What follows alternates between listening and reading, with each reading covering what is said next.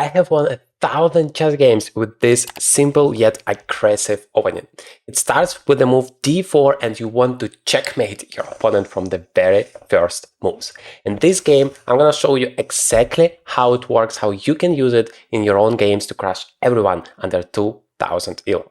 After d4, you develop your knight to f3, where it's going to be very, very powerful. By the way, I have an entire opening course based on this exact opening, so you can learn absolutely everything you need to crush anyone through the opening into the middle game, all of the ideas, concepts, whatever you need. There is an amazing special offer right now. You get 50% off. The link is in the description. Check it out.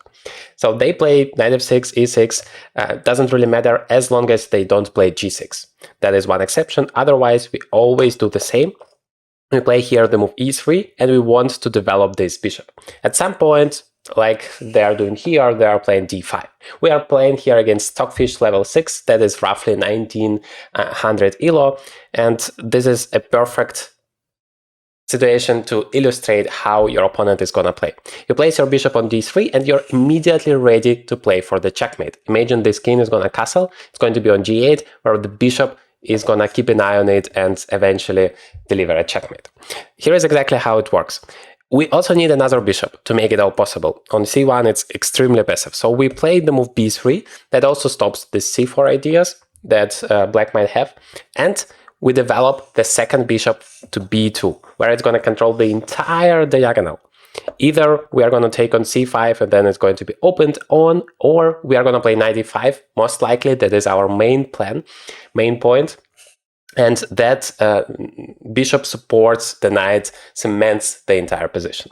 Of course, we need to castle, never forget about that. Before you do something very, very aggressive, you need to make sure your king is safe. They castle, exactly.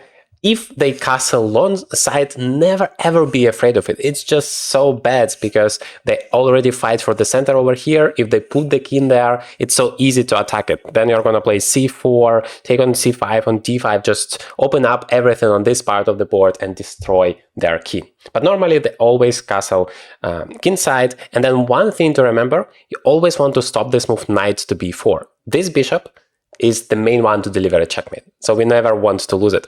We play ace3 just to cover that square on b4, and then we are ready to execute our plan.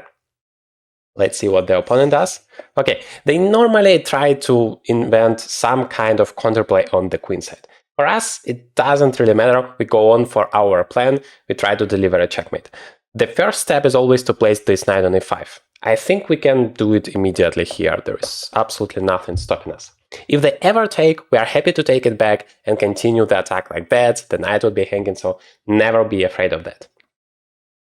Yes, sometimes they can play knight to e4, and we try to get rid of it. Either I could have played knight to d2 and stop that idea completely, or here I thought this is not a problem because I can always play f3 and the knight has to go away again, losing a lot of time.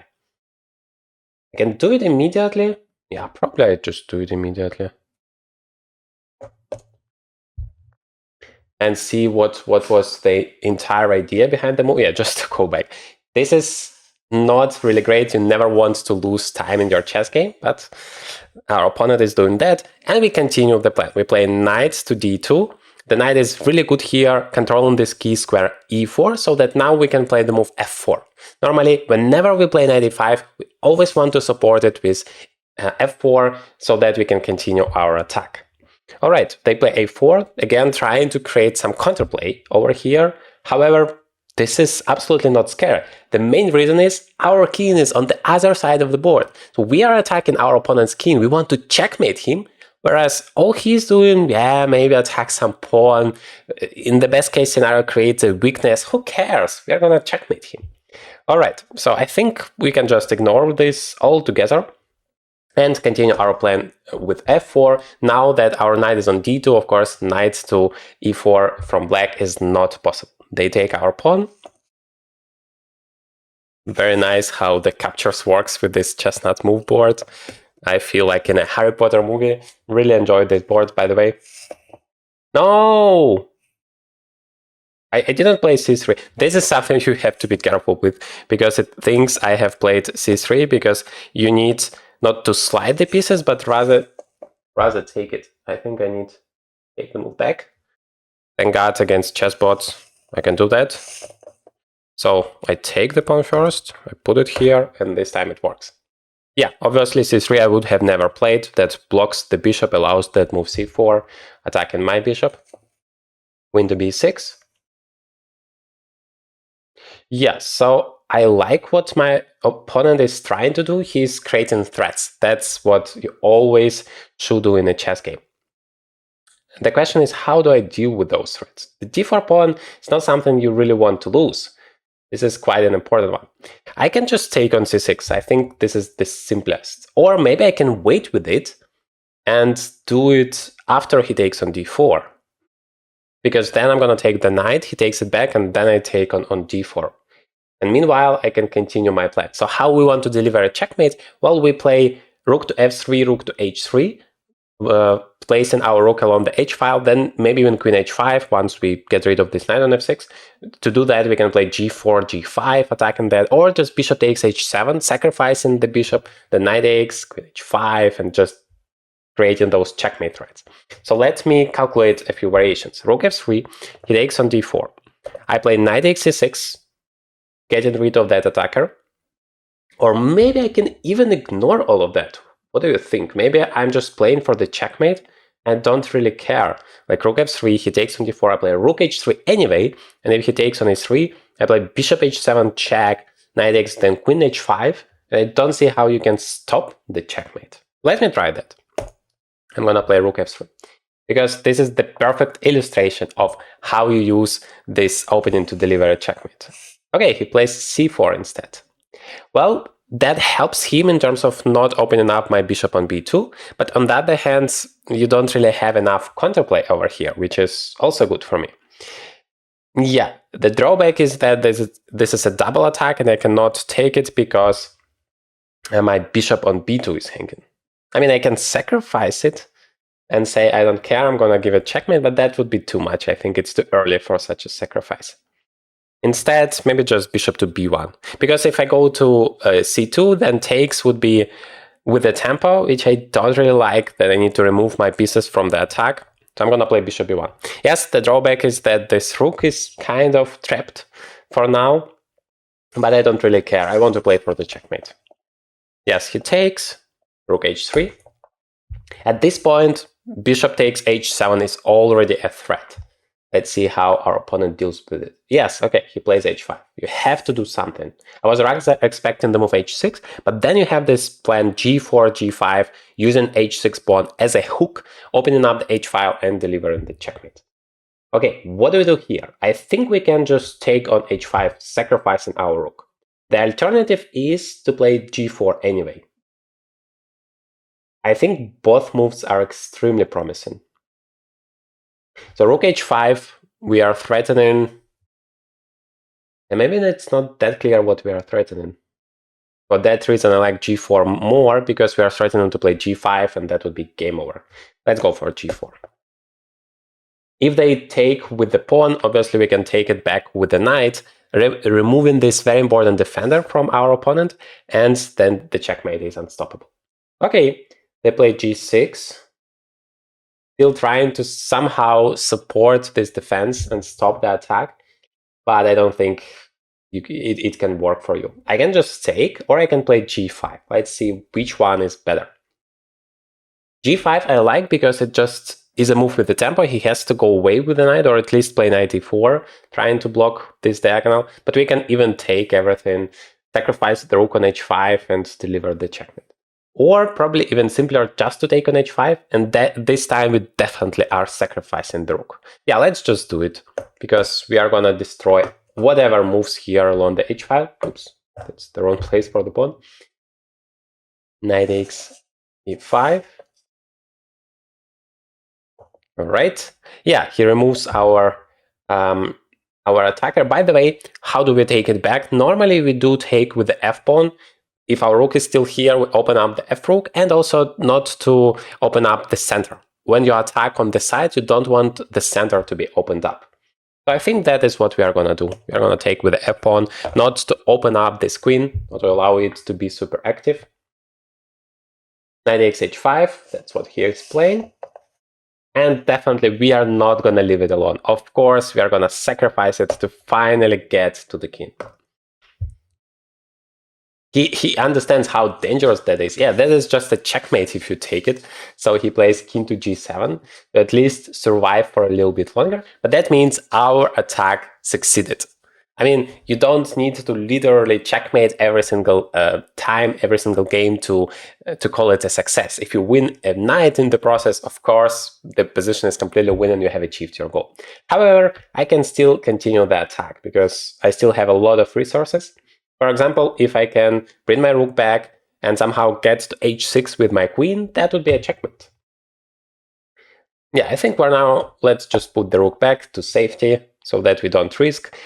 Alternatively, we can still play for the checkmate. Alternatively, we can say we have an extra piece now, no compensation, so let's just play queen takes b3 and go into the endgame. I really like that strategy. This is also very instructive, so let's do that. Queen takes b3. I don't really see how I can play for the checkmate, because even if I bring the queen to f4, threaten queen h6, he can always play rook h8. So I think it's better for me to now exchange stuff, but I have to be careful.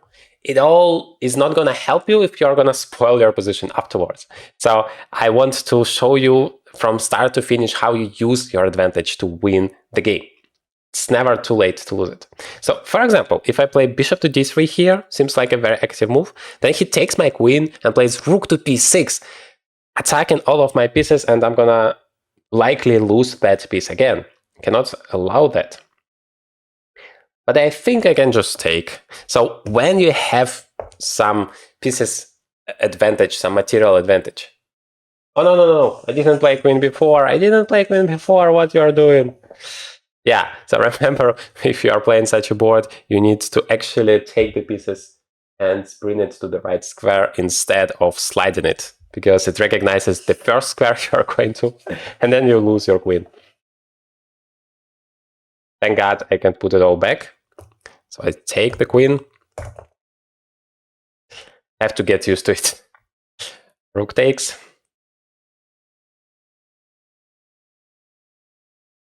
Now, as every time your opponent makes a move, you have to think, what is this threat? Don't assume, okay, I'm winning regardless. Always think about this threat. And here, this bishop was hanging, so I'm just playing bishop to c3, dealing with the problem. However, my opponent is very strong. He's trying to continue the attack, which he should. Plays rook to c8, and I actually don't like it a little bit. He's creating a lot of threats. But I think I have a good solution. I can play the move e4, and my rook on h3, which seemed to be stupid here, doing nothing. Well, here it protects the bishop, solving the problem. All right, he's playing bishop g5, which is good in terms of activating another piece. I like it, but it also gives me time to somehow solve my problems. Maybe he wants, that is pretty annoying, he wants to play rook takes c3, oops, and then after rook takes, bishop takes d2. Still, I have extra material, but that helps him. How can I stop that? If I take on d5, he takes back, opening up the second bishop, and my rook is in trouble. I can just play rook g3, attacking it. Probably. Creating a counter threat, because if he takes my knight, this is all good. I just exchange pieces in a situation where I'm much better. This is very good. Or I can also play bishop b4, shutting down this file and going away from this attack, but a little bit annoying that he has the move rook c1, pinning my bishop over here. All right, let's go. Maybe not. Yeah, if I allow the rook go to c1, then there would be some problems along the first rank. Okay, we have to deal with it a little bit. This is quite annoying when the opponent is creating. And this is the best strategy that you should go for as well. You should always try to create as many problems for your opponent, regardless if you're winning or losing.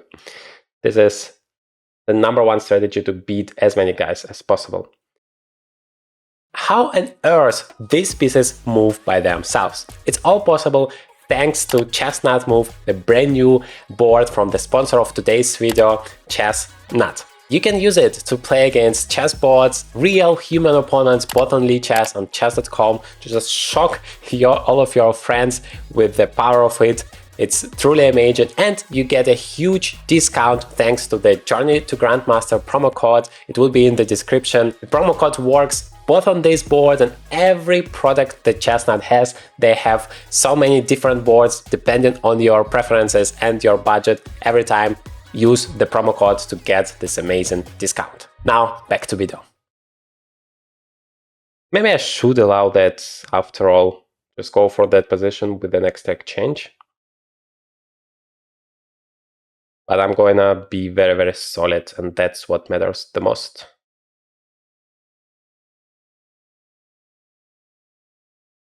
Yeah, I'm going to play king to f2. I'm going to stabilize my situation, bring the king closer to the center so that no bishop e3 checks are possible. And yes, he takes, which is improving his situation a bit, but I know that the resulting position would be still much better for me, but it's going to be simpler. If you have extra material, you really do want to simplify the situation. Okay, here I was going to play rook to c7 with the tempo.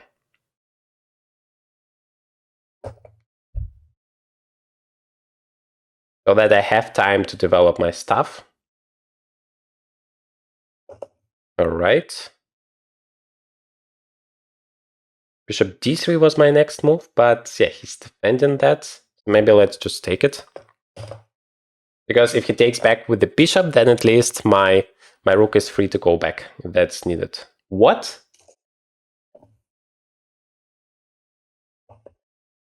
What's going on? Ah, okay. Bishop to a5, threatening to win my rook. Wow, that is incredible. So never assume your opponent just makes a stupid move. Yes, he blunders the bishop, but afterwards he has rook b2 check, and bishop takes c7. He's gonna win back material. This is annoying. If I play d6, rook b2 check, and goes away, he takes my rook, I take back the bishop. It's actually not that bad, because my opponent's c7 would be extremely strong. Would be able to stop initially, but I'm gonna continue. That feels very tempting. What's going to be the pawn situation? I'm gonna have an extra pawn. Alright, what is the alternative? The alternative is just to play rook c8. But then I don't like that all of his pieces are extremely active. This is somehow quite a lot.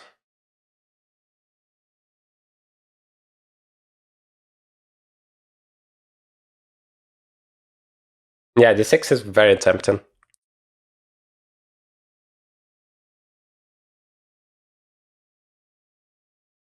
Because I stop his entire counterplay, and now I'm going to be the one in the driver's seat.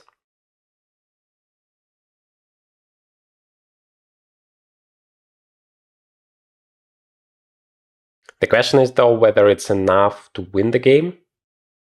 That I'm not totally sure. Probably it is. Yeah, the endgame does feel to be great. Let me go for it. Let's check it. Obviously, I make mistakes. I'm not a perfect chess player, but that is the idea. Bishop to c3.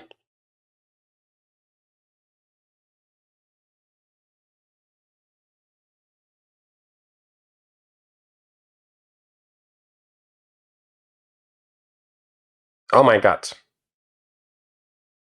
This is super annoying.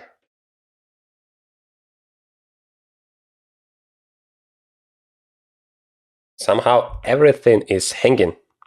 Yeah, bishop, like he played bishop a5 with an idea to play bishop c3, and now I think my d pawn is still super dangerous, but I'm about to lose a lot, especially this d4 pawn with the check. That is something I don't like the most. But I have spotted a very interesting idea. I can play bishop to e4, sacrificing my bishop. First of all, if he takes, I can just take the bishop on c3, but Also, if he takes, I have this d7 move trying to promote my queen. So it feels super scary, but I feel like bishop e4 is a very good chance. And if he takes my rook, either immediately after taking the pawn on d4, I can just take here the bishop and then play d7. Let me try that. Bishop e4. Bishop takes here, but I thought I'm gonna just play king to f3, even defending that guy. He has rook b3 check, which is he wants to remaneuver the rook so that the rook can stop my pawn. The only way to stop that is to play back to go to the first rank, for example, king to e1.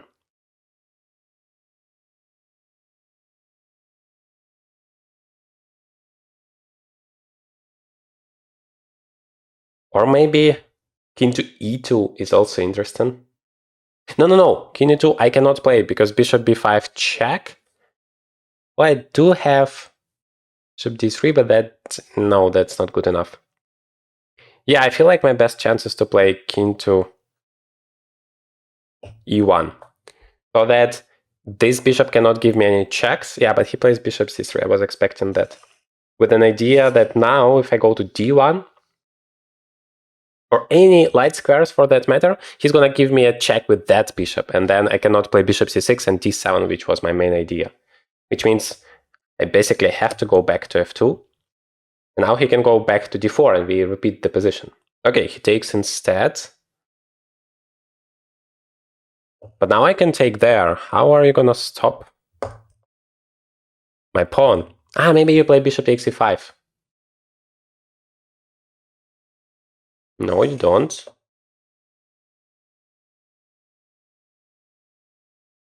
What am I missing? Why can't I just play d7 now? Well, that's my only chance anyway.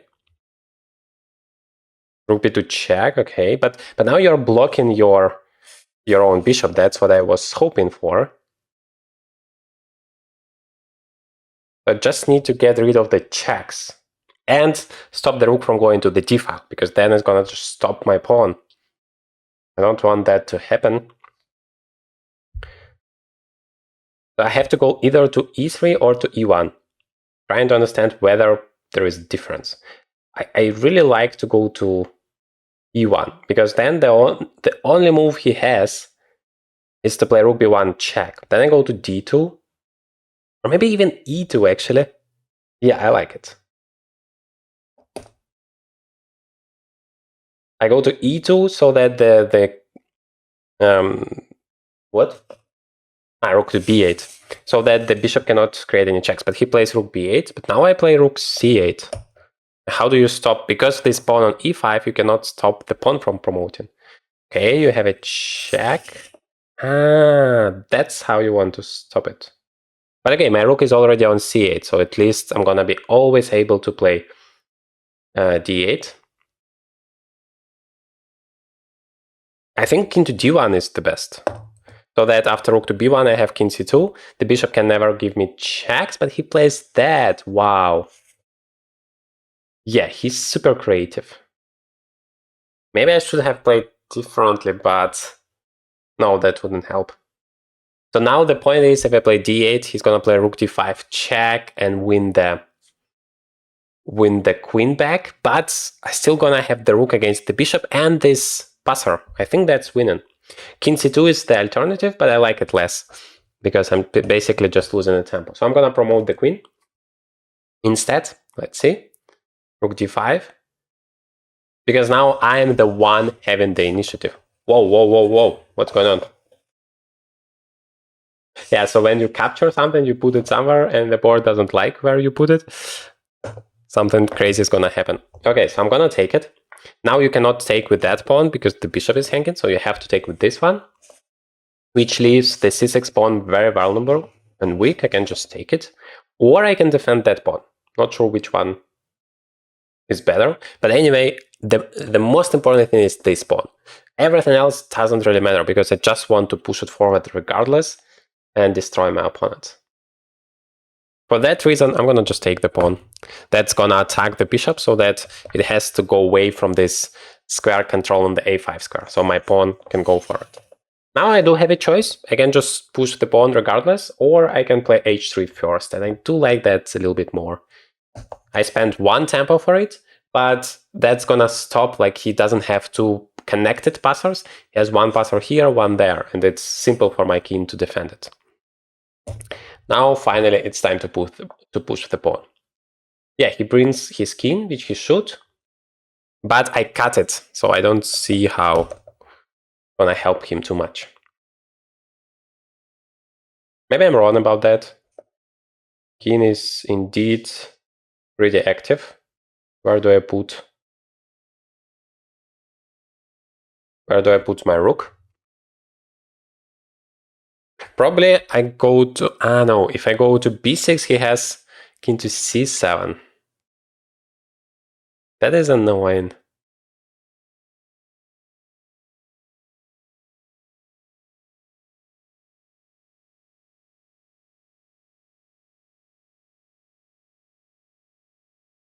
All right, then I wait with that idea. I'm gonna play c2 or c1. Wait, what? Okay, I was having it in the air for too long. I got confused, my computer. I thought I'm just taking the rook away. Rook to c1. So I wanted to play rook c2 so that it's on the light square, but then I had this idea to remaneuver it to the b file, but b2 square is not available. So I'm thinking just rook to c1 instead, so that I have the b1 square available to me. Into g6, okay, that is not a problem. I'm gonna push the pawn. Bishop d4. Yeah, so now he stops that, but I can just play either rook to b1 immediately like I wanted, or I can even start by activating my king. In the endgame, you always want to make your king as active as possible, and that's exactly what I'm doing here. Into d7. Yeah, because he cannot do anything with his position. I am improving that, but for him, there is basically nothing he can do. Bishop b6. Bishop b6 is actually annoying because, well, it doesn't really change anything. I can start with rook a1. I thought, like, rook b1, I cannot play that easily because king c6, but I can start with rook a1, so that I'm threatening a7. He has to block it, and now I can just play rook to b1, so that I can play rook to b7 like I initially wanted. The rook is perfect on b7. It's protected by the pawn. The king cannot get near it, and I mean, it can get near it, but not take it, not attack it. It's all protected. I'm threatening to take the bishop, threatening to take the pawn on f7. And once my rook is gone, I'm just threatening to play a7, and then there is nothing you can do to stop it. That is why he plays king to b8, so that he stops that. But remember this pawn, very important that I did save it for myself, because now I can create a second weakness. The most important principle in chess is the principle of two weaknesses. In most of the cases, it's not enough to attack with just one thing. You want to create another problem for your opponent, which would be the second passer. And then he has 0 ways to stop everything at the same time. King a7. All right, now probably just rook f6, so he has to choose. Either he goes this way to still stop my pawn, he does, but then I'm gonna have the move king to d4 to improve my king. Although my rook is also hanging.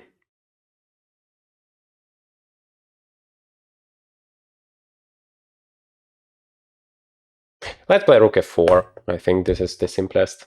I'm never afraid of losing my rook as long as my king is on the light squares. This is a very good strategy. And otherwise, I wanted to just remaneuver my rook all the way to a4 to support that pawn, as well as prepare the move h4. I think there is nothing stopping me from doing that. I think h4 itself is winning, but that is even like without any risks at all. By the way, king to d4 would be also possible if I want to. I don't know, let's just push the pawn. Enough is enough. I want to promote my pawn into the queen.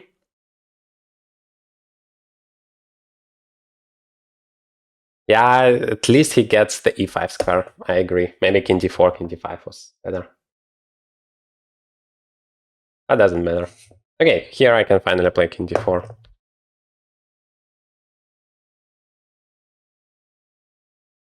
gives me a check. That does not scare me. I'm gonna take it.